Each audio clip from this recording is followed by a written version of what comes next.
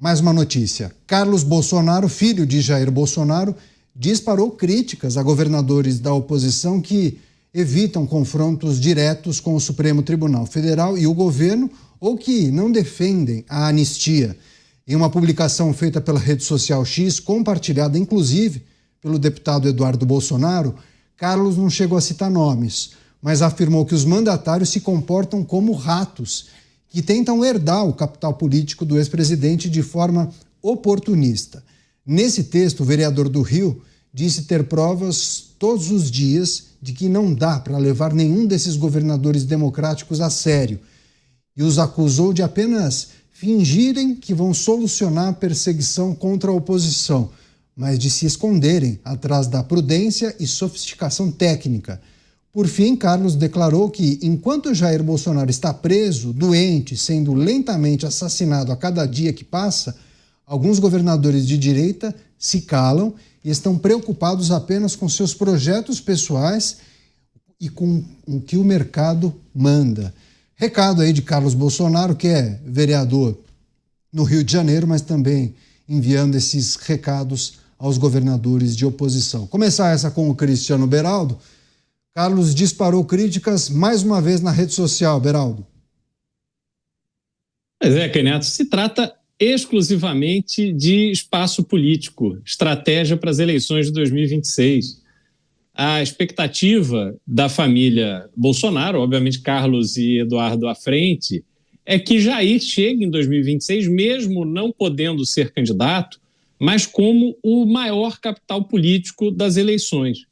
E à medida que começa a haver movimentação dos partidos, querendo buscar as suas alternativas viáveis para disputar a eleição presidencial, isso vai incomodando a família Bolsonaro. Porque a gente precisa lembrar que o tempo de Jair Bolsonaro ele é determinado em razão da sua situação hoje jurídica. Ele que está para ser julgado numa corte onde já se sabe que o veredito será contra ele, porque a corte já deixou isso claro mesmo antes do julgamento se iniciar. Mas do ponto de vista da política, quando se olha para os partidos têm outras prioridades, e isso é da natureza dos partidos. Os presidentes de partido, eles precisam garantir as suas estratégias para que consigam eleger seus deputados federais, para que consigam eleger os seus senadores. E isso, obviamente, não está alinhado com esse tempo de Carlos Eduardo Bolsonaro. Se nesse embate houver a vitória, esse embate entre Eduardo Bolsonaro, sobretudo, que está nos Estados Unidos encaminhando essa relação com o governo norte-americano, se houver uma vitória, digamos assim, de Eduardo Bolsonaro, se, de alguma forma, as sanções forem tão violentas que os ministros do Supremo joguem a toalha e ele saia como o grande vencedor, obviamente ele será o grande personagem das eleições de 2026. Só que os partidos não vão apostar nisso. Qual é a chance disso acontecer? Pelo que nós estamos vendo, inclusive de governadores paparicando e festejando os ministros do Supremo, eles não estão apostando na vitória de Eduardo Bolsonaro, eles estão apostando na vitória do sistema. E eles querem se viabilizar candidatos com o apoio dos seus respectivos partidos com uma bandeira de direita, mas que não conflite com o sistema. Essa estratégia está clara. E talvez seja até uma estratégia de preservação. Não querem eles sofrerem sanções do Supremo Tribunal Federal brasileiro, perderem suas redes sociais, terem contas bloqueadas, suspende o passaporte, eles não querem passar por isso.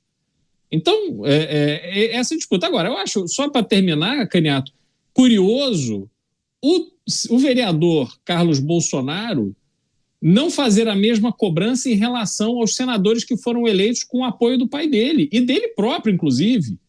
Onde estão esses senadores? Qual é o trabalho que esses senadores efetivamente estão fazendo, indo ficar de bermudinha lá nos Estados Unidos?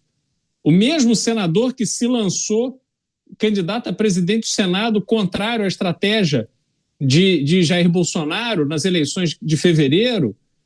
Quer dizer, e o apoio a Hugo Mota, e o apoio a Davi Alcolumbre, E a posição de Cássio Nunes Marques, que foi ao Supremo Tribunal Federal colocado por Jair Bolsonaro. Ninguém conhecia, ninguém falava de Cássio Nunes Marques. Até que, num belo dia, chega Jair Bolsonaro e diz, não, Cássio Nunes Marques, foi todo mundo atrás para ver quem era Cássio Nunes Marques, aí coloca ele lá no Supremo Tribunal Federal, agora está aí, livrando Antônio Palocci de todas as acusações. Confessou ter praticado corrupção. Como é que pode sair livre, leve e solto com uma decisão de um ministro indicado por Jair Bolsonaro? Então, Caniato, se for para discutir, vamos discutir tudo. Não dá para ficar só pincelando aquilo que é conveniente. Esse momento, viu, Dávila, tem a ver com o posicionamento de alguns governadores e até mesmo o evento. E você bem sabe porque participou, o evento de lançamento da pré-candidatura de Romeu Zema à presidência da República. Carlos Bolsonaro e provavelmente outras figuras no entorno de Jair Bolsonaro identificam o movimento rolando. Sabe aquela história que você falava, tem muita água para passar debaixo dessa ponte? A água está passando e os partidos estão se ajustando, se reorganizando, né? Enfim, as placas tectônicas estão achando os espaços ali, né, Dávila? É isso mesmo, Caniato. E os partidos vão lançar candidatos, os partidos vão debater, os partidos vão buscar se há algum mínimo denominador comum para poder depois constituir uma candidatura única, ou ter duas ou três. Isso faz parte do jogo político. Essa história de querer monopolizar, não, agora tudo que é da direita tem que passar pela família Bolsonaro. Não é assim que as coisas acontecem. Então todo mundo está, cada um, atuando da sua forma. Temos eleições em 2026, não só para presidente da República, como eu sempre gosto de lembrar aqui, para governos estaduais, senadores, e os candidatos precisam se apresentar justamente para começar a montar essas chapas, né, para os cargos majoritários, principalmente Senado, governos estaduais e presidente da República. O importante, novamente, é o que há em comum, e tem uma coisa em comum entre todos os candidatos da direita: tirar o PT do poder em 2026. Se tem uma coisa que une todo mundo quer ganhar a eleição e tirar o PT do poder. Então, por que não tratar de pontos comuns em torno desse objetivo final, que é o objetivo de todos os partidos de direita? Por que, Caniato?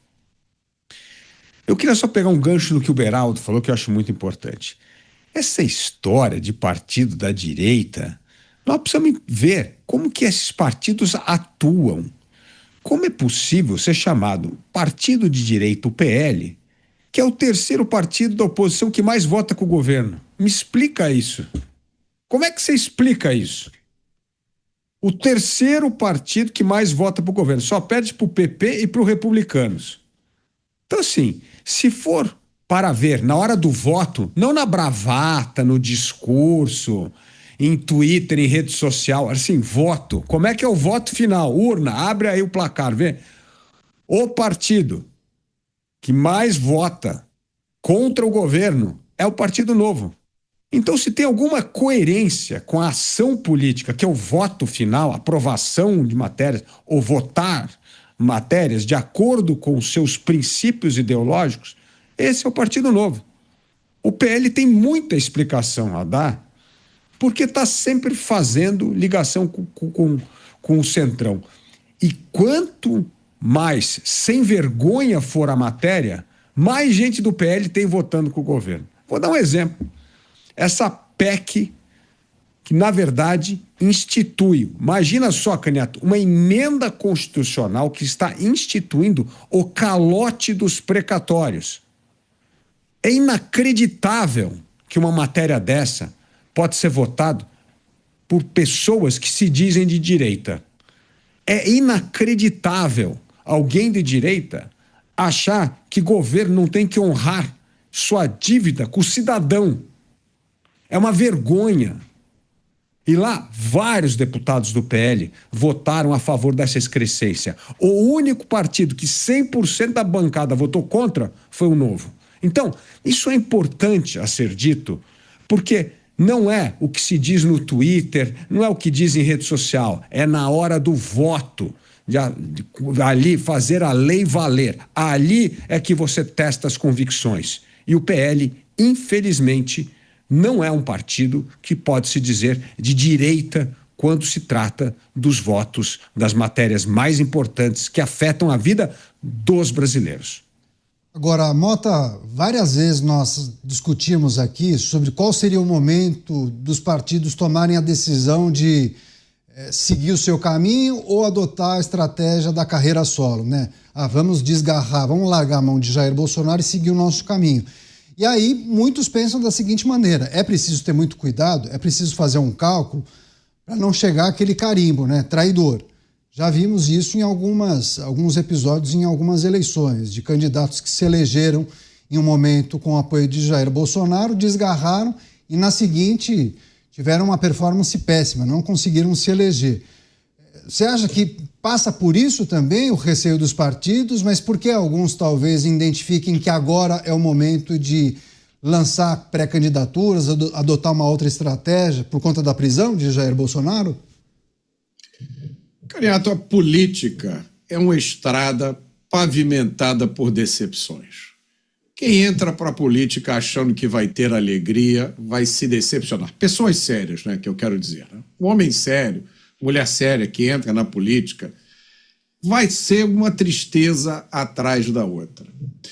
Eu acho que há inúmeros pontos aqui que a gente poderia discutir, mas eu queria trazer um ponto em especial, que é o que se passa na cabeça de um político sério, honesto, aqui no Brasil, neste momento atual. Quando ele olha essa situação que nós quase não conseguimos mais comentar aqui todos os dias. Você vê essa loucura generalizada.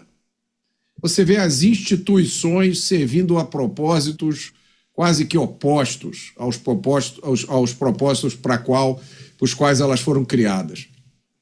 Você vê um país onde não se sabe mais qual é a lei que vale, qual é a lei que valeu, qual é a lei que vai valer amanhã. Você vê um país onde criminosos, inclusive corruptos, têm cada vez mais liberdade e o cidadão comum e políticos que não são de esquerda têm cada vez menos liberdade. Aí você está diante de uma encruzilhada. O que é que você faz?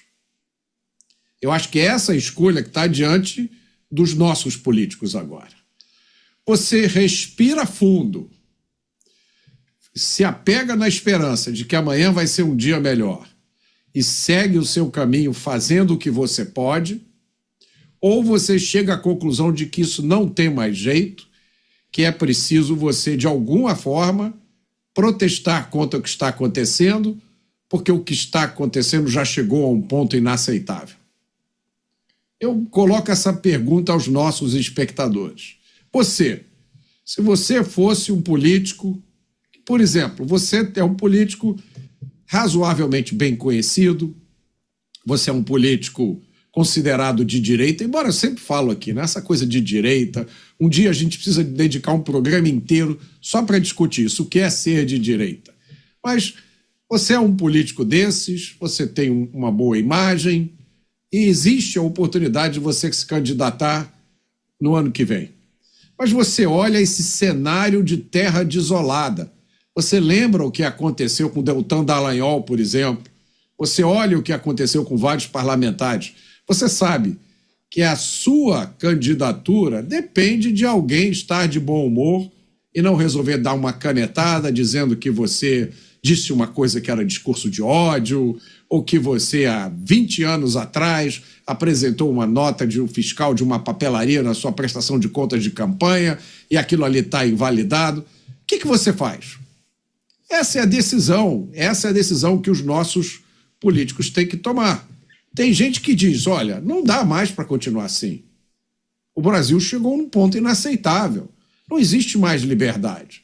Essa democracia aqui está toda distorcida. O Estado de Direito foi pela janela. De que adianta continuar participando dessa farsa? Tem gente que pensa assim. Outras pessoas pensam, a única alternativa é seguir adiante, usufruindo da pouca liberdade que existe hoje e esperando que as coisas vão melhorar amanhã. Eu acho que essa é uma decisão que os nossos políticos têm que tomar. Eu não recrimino quem pensa de um jeito, nem quem pensa de outro. Tá? Nós estamos vivendo num tempo em que o Estado decidiu que os criminosos, inclusive corruptos, são pobres coitados, não sabiam o que estavam fazendo, ou fizeram isso pelo partido, é crime eleitoral, depois a gente vê, e decidiu que os opositores políticos são criminosos, perigosos. Basta olhar a história para ver onde esse processo termina.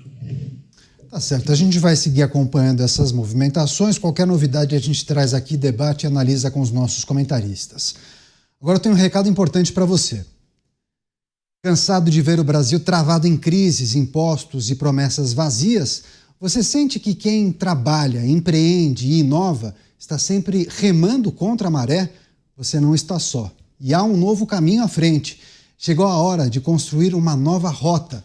No dia 11 de setembro, São Paulo vai sediar a 12ª edição do Fórum Caminhos da Liberdade, que é organizado pelo IFL São Paulo.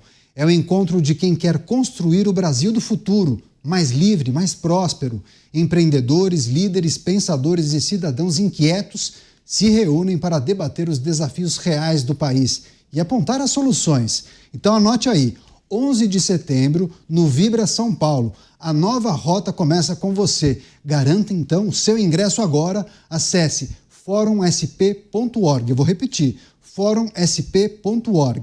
Não seja só mais um espectador da história, seja o protagonista da mudança. Fórum Caminhos da Liberdade 2025.